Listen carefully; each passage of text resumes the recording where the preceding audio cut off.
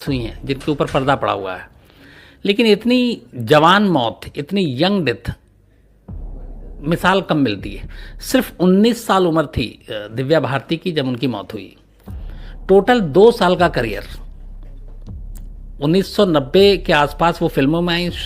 शुरुआत साउथ की फिल्मों से की, तेलुगु फिल्में की, तमिल फिल्में की, और उसके बाद फिर वो मुंबई आती हैं और मुंबई में 1 साल में ही 10 फिल्में वो कर लेती हैं। और टोटल हिंदी जो फिल्में हैं वो 14 फिल्में थी उनकी, जिनमें से 3 फिल्में उनकी मौत के बाद रिलीज़ हुई, जिसमें वो 80% ज़्यादा काम कर चुकी थी।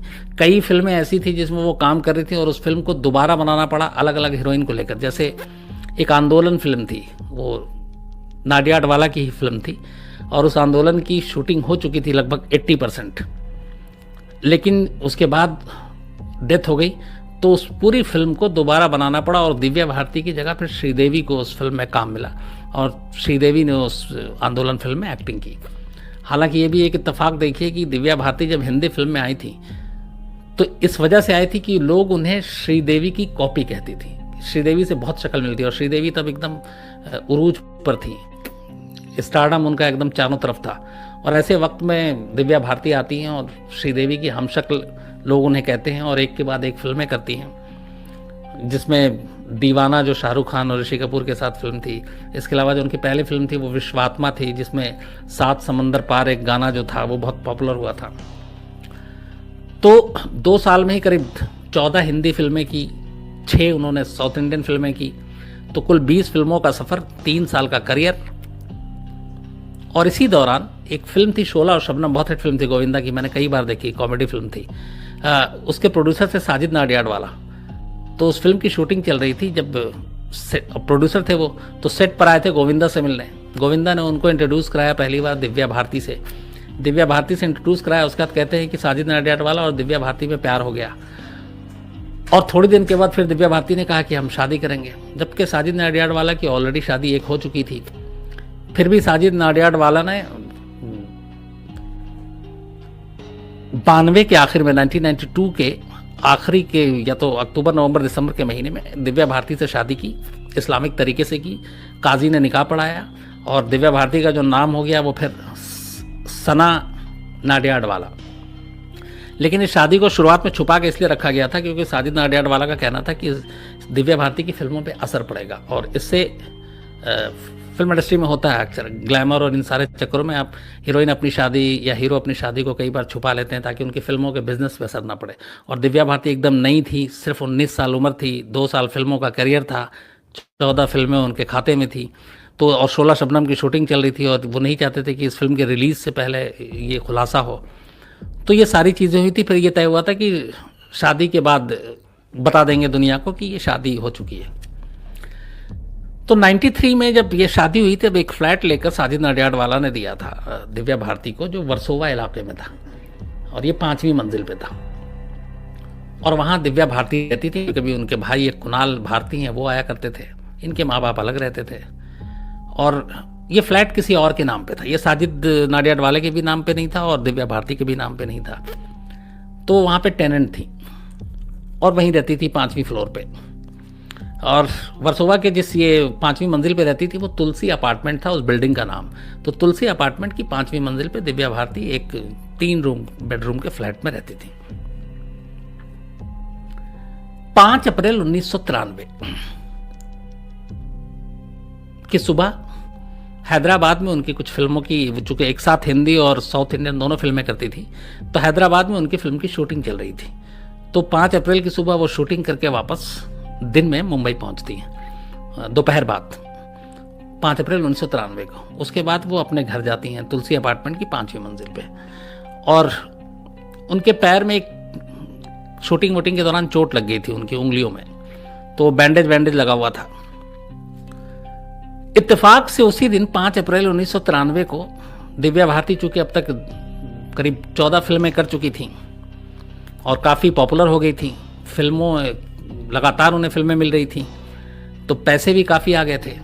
तो उन्होंने 4 बेडरूम का एक घर मुंबई में ही, एक फ्लैट, उसी दिन डील किया और वो बहुत खुश थी।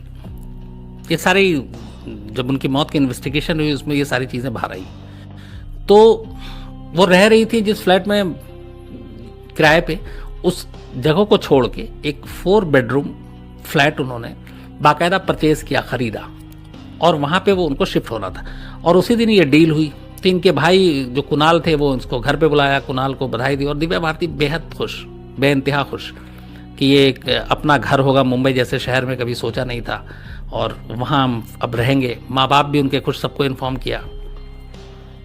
तो 5 अप्रैल की ये बात है। अब अगले दिन 6 अप्रैल को उन्हें शूट के सिलसिले में फिर मुंबई से बाहर जाना था, लेकिन एक तो पैर में थोड़ी सी चोट लगी हुई थी, दूसरा ये फ्लैट की खुशी खरीदने की।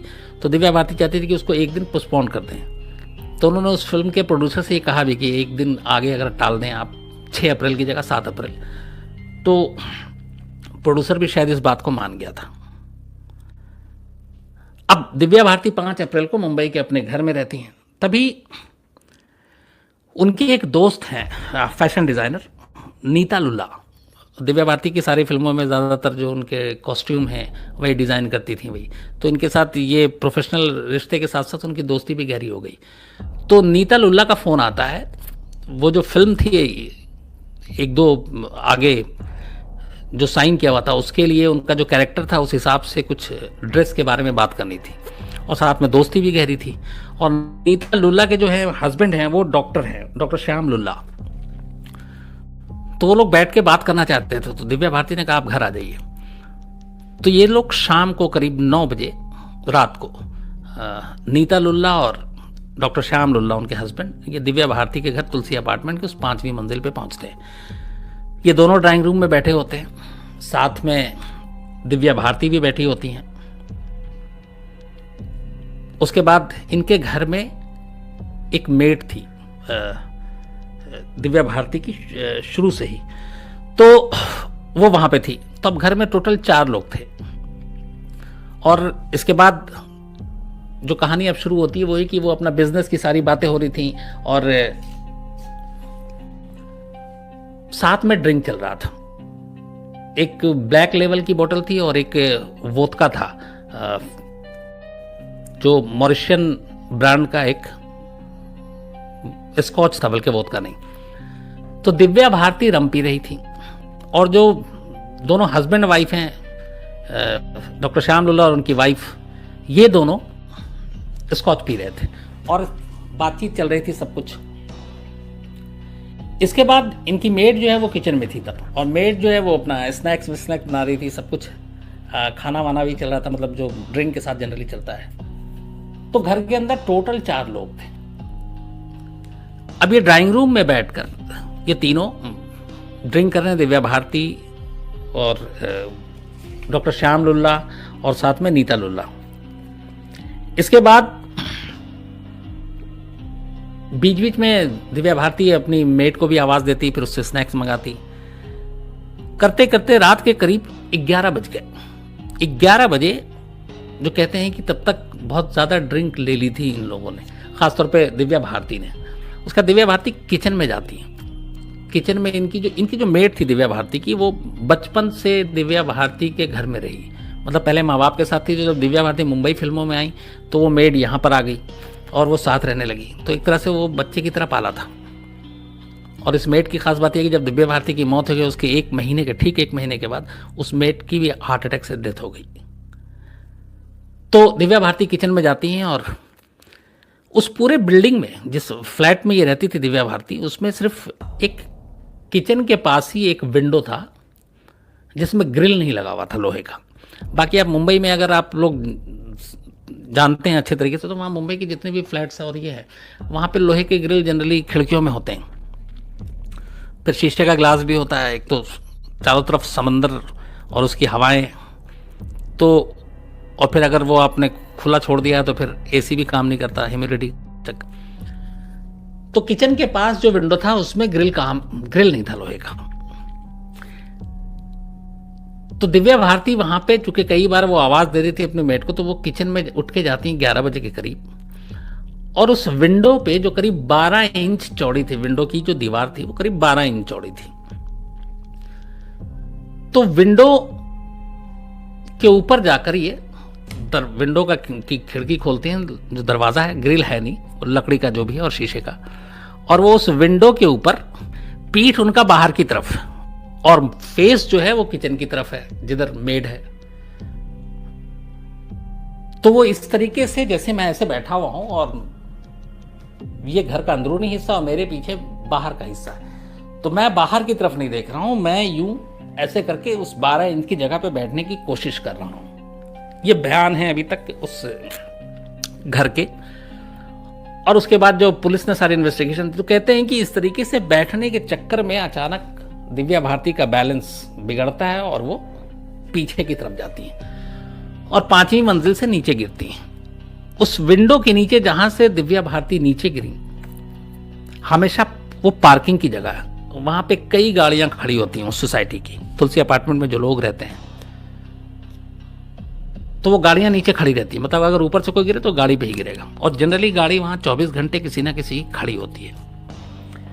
5 अप्रैल 1993 को उस विंडो के नीचे उस पार्किंग स्लॉट में एक भी गाड़ी नहीं खड़ी थी और फर्श कंक्रीट का।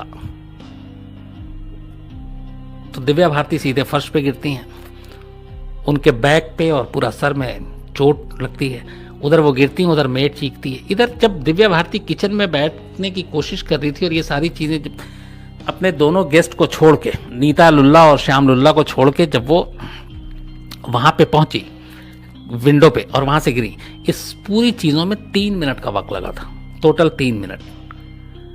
इस दौरान नीता लुल्ला और उनके हस्बैंड जो है डॉक्टर श्याम लुल्ला, वो ड्राइंग रूम में बैठकर टीवी देख रहे थे और टीवी में ही खोए हुए थे, जो उनका स्टेटमेंट है।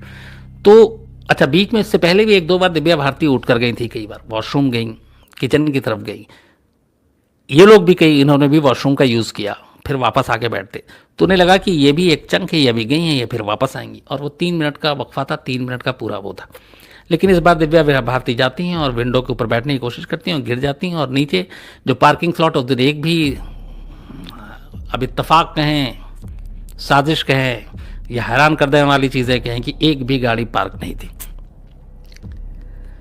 तो उसके बाद खैर दिव्या भारती जैसी गिरती हैं, मेड चिल्लाती है, दोनों मेहमानों को पता चलता है, सब नीचे भागते हैं, पड़ोसी नीचे आते हैं, फिर गार्ड आता है और वहीं पे एक कूपर करके कोई शायद हॉस्पिटल था नियरेस्ट, तो वहाँ पे दिव्या भारती को गाड़ी में डाल के ले जाते हैं। तब तक दिव्या भारती की सांसें चल रही थी और वो जिंदा थी, लेकिन बुरी तरह लहूलुहान, खून बह रहा था सर से बहुत तेजी से, बट सांसें चल रही थी। लेकिन जैसे ही हॉस्पिटल ले जाया जाता, हॉस्पिटल में डॉक्टर चेक करते हैं तो पता चलता है कि उनकी मौत हो चुकी है। मतलब गिरने के बाद वो जिंदा थी, हॉस्पिटल जाने के बाद उनकी डेथ हो चुकी थी। तो इस पूरे मामले की इसके बाद जब होती है तो जाहिर सी बात है, दिव्या भारती जैसी एक्ट्रेस, मौत की खबर आग की तरह फैलती है। अब इस पूरे मामले की जो जांच सौंपी जाती है, चूंकि ये वर्सोवा पुलिस स्टेशन के तहत ये जो जुरिस्डिक्शन था, जो तुलसी अपार्टमेंट जो घर था, वो मामला वहां का था, तो वर्सोवा पुलिस स्टेशन इसकी जांच करती है। इंस्पेक्टर जाधव थे, जे जी जाधव, जिसके आईओ थे, उन्होंने इन्वेस्टिगेशन किया। अब उसमें यह था कि घर के अंदर सिर्फ 4 लोग थे, दिव्या भारती, उनकी मेड नीता लुल्ला और उनके हस्बैंड श्याम लुल्ला। दिव्या भारती गिर के उनकी मौत हो चुकी है, अब बचते हैं 3। तो इन्वेस्टिगेशन यहीं से शुरू होती है, इन लोगों से बातचीत की जाती है, तो वो यही कहानी दोनों बयान देते हैं, हस्बैंड वाइफ भी और मेड भी, जो मैंने आपको बताया कि किस तरीके से वो आते हैं, ड्रिंक करते हैं, वो किचन में आती है, फिर विंडो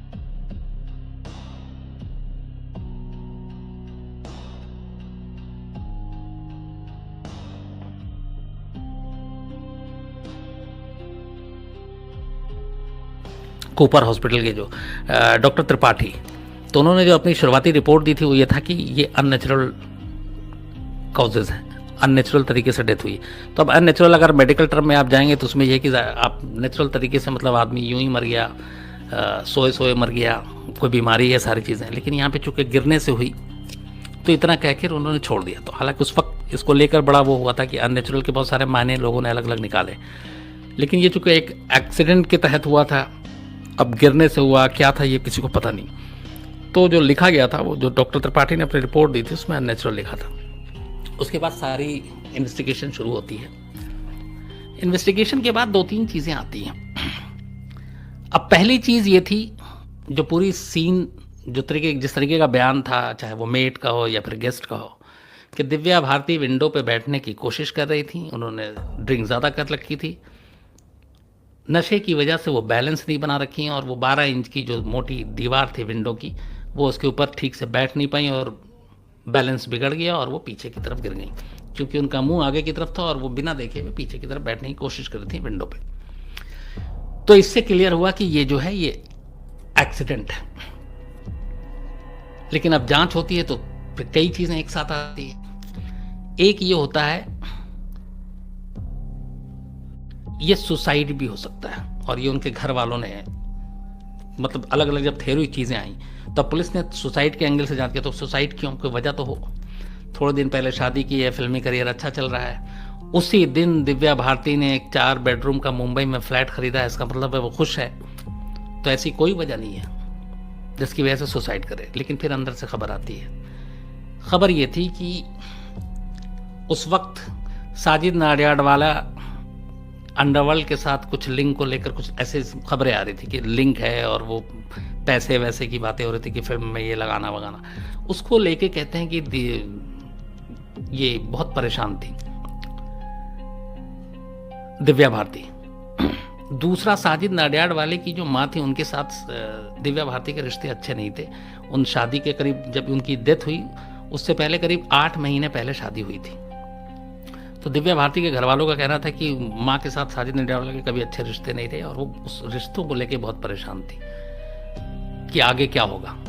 तो 2 चीज़ें, एक अंडरवर्ल्ड के साथ रिलेशन को लेकर एक डाउट और वो परेशानी, और दूसरा माँ के साथ रिश्ते, और तीसरी इन्हीं से जोड़ के कि इसकी वजह से उनके अपने घरेलू जो रिश्ते थे, एक साजिद नाडियाडवाला और दिव्या भारती के बीच, हस्बैंड वाइफ के, वो बहुत ज़्यादा ख़राब हो गए थे, और सिर्फ 19 साल की उम्र। तो ये सारी चीज़ें शायद दिव्या भारती ने से बर्दाश्त नहीं हुआ, तो दूसरी थ्योरी आई कि ये इसलिए सुसाइड भी कर सकती है। लेकिन ये कहानियाँ इसमें सारी थी, इस्टेब्लिश कभी नहीं हुआ। जैसे एक्सीडेंट की सारी कहानियाँ थी, पुख्ता सबूत इस्टेब्लिश कभी नहीं हुआ।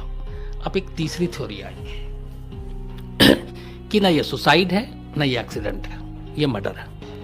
अब मर्डर क्यों है? तो 2-3 चीजें उसमें। पहले जो मैंने अभी आपको कहा कि जिस दिन मौत हुई उसी दिन 4 बेडरूम का फ्लैट खरीदा है, तो इसका मतलब है दिव्या भारती खुश थी,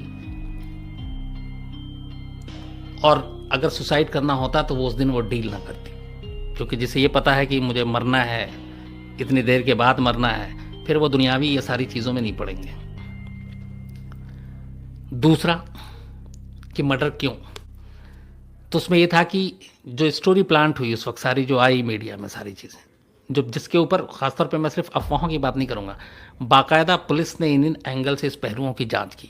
तो पुलिस ने सुसाइड के एंगल से जांच की, पुलिस ने एक्सीडेंट के एंगल से जांच की, फिर पुलिस ने मर्डर के पहलू से जांच की। और मर्डर के पहलू को क्या सामने रखा कि क्या साजिद नाडियाडवाला का अंडरवर्ल्ड के साथ कोई कनेक्शन था, है क्या? अंडरवर्ल्ड ने, चूंकि दिव्या भारती बहुत तेज़ी से ऊपर उठ रही थी और फिल्मों में अंडरवर्ल्ड का कितना दखल होता है ये आप सब जानते हैं, तो फिल्मों में काम करने के लिए किस तरीके से या साजिद नाडियाडवाले के थ्रू फोर्स किया और दिव्या भारती ने मना किया। तीसरा, क्या इस शादी के बाद साजिद नाडियाडवाले पे फैमिली की तरफ से इतना फोर्स आया, उनकी पहली बीवी और माँ की तरफ से, और कुछ ऐसी चीज़ें हुई जिसका असर पड़ा। चौथा, क्या 2 साल के अंदर 14 हिंदी फिल्में करने के दौरान दिव्या भारती के किसी और हीरो के साथ इस तरह के कोई अफेयर, रिलेशन की बातें आई जो साजिद नाडियाडवाले को बाद में पता चला और वो गुस्सा हुए? तो इन सारे पहलुओं को पुलिस ने रख के सामने जांच शुरू की, और चूंकि मीडिया में लगातार खबरें आ रही थी तो किसी भी पहलू को वो छोड़ना नहीं चाहते थे, तो उन्होंने सारे पहलू को जांच की। इसके अलावा जो एक सबसे इंपॉर्टेंट चीज आई सामने वो ये कि जिस फ्लैट में तुलसी अपार्टमेंट के दिव्या भारती की मौत हुई थी, जिस विंडो से गिर के मौत हुई थी, उस विंडो में एक ऑटो स्टॉपर था। आप कई बार देखते होंगे कई जगहों पे, जैसे आप विंडो को आप खोलें और धक्का दें तो वापस अपने आप बंद हो जाता है। तो जब पुलिस ने जांच की और वहाँ मेट से और सब लोगों से पूछा तो पता चला कि हाँ, इसमें भी वो था, ऑटो स्टॉपर लगा हुआ था कि आप एक बार ऐसे खोलते हैं उसके बाद वो अपने आप मारता और फिर बंद हो जाता है। उस दिन वो ऑटो स्टॉपर नहीं लगा हुआ था, वो गायब था। अब ये इत्तेफाकन था, ये जानबूझ के था, ये कभी भी प्रूफ नहीं हो पाया।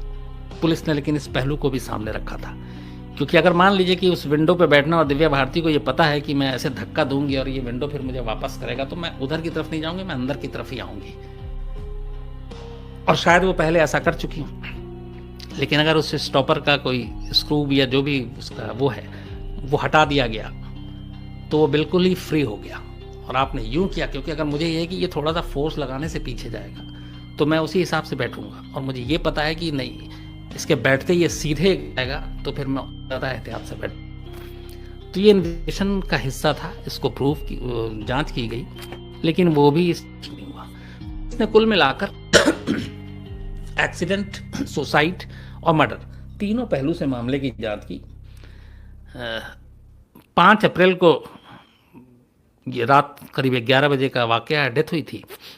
7 अप्रैल को सारी फॉर्मेलिटीज़ के बाद दिव्या भारती की बॉडी सौंपी गई घर वालों को। हालांकि दिव्या भारती की शादी हो चुकी थी और उनका नया नाम सना नाडियाडवाला था, लेकिन उसके बावजूद फिर जो सारे उस वक्त सवाल उठे, नाडियाडवाला शक के घेरे में सबसे आगे। तो 7 अप्रैल को ही फिर दिव्या भारती की अंतिम संस्कार भी कर दिया जाता है। उसके बाद पुलिस जांच करती है। 93 से लेकर 98 तक 5 साल तक पुलिस इन्वेस्टिगेशन करती है पूरे मामले की, हर पहलू से। सैकड़ों लोगों को खंगाला जाता है। दिव्या भारती के जितने को स्टार थे उन सब से पूछताछ की जाती है, हर एक से बात होती है।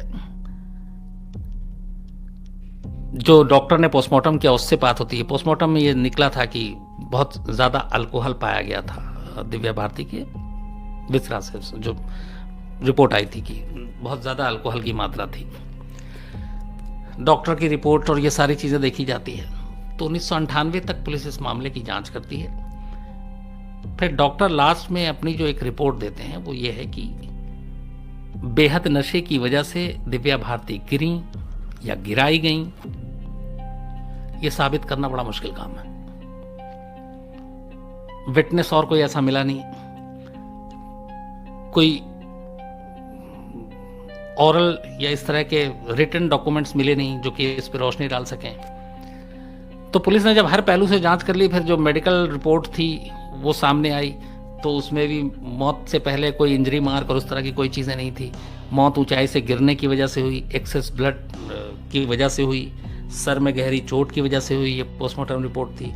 तो कुल मिला के पुलिस ने जो लास्ट में अपनी रिपोर्ट दी वो यही दी, फाइनल रिपोर्ट 1998 में, कि दिव्या भारती की मौत एक्सीडेंटल डेथ है, यानी वो गिरने से हुई और एक्सीडेंट की वजह से गिरने से हुई।